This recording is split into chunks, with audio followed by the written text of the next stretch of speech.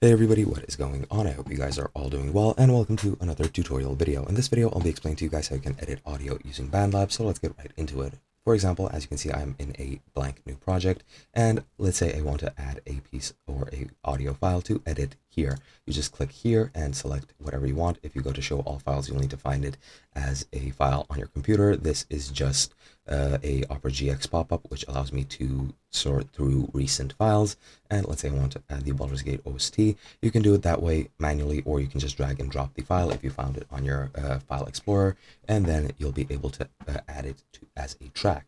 Now from here, you can do a couple of things. You can right click this and then edit it through the options you have here. I'll just click denoise to remove some noise, which looks like this. Or you can go into the editor, and here you can edit a couple of things. You can edit the region gain, make it louder, make it quieter, which I will reset. I won't change the actual volume. You can increase or decrease the playback speed, increase or decrease the shift. You can go into effects and add effects if you want. For example, a voice enhancer or a vocal enhancer. As you can see here, you can add some pitch shift. You can also add presets, which are already pre-made. And yeah, that's pretty much it. You have auto pitch, but that is only for recording at the current moment. Well, not at the current moment, but it is just for recording. You cannot edit your already existing audio as far as I'm aware.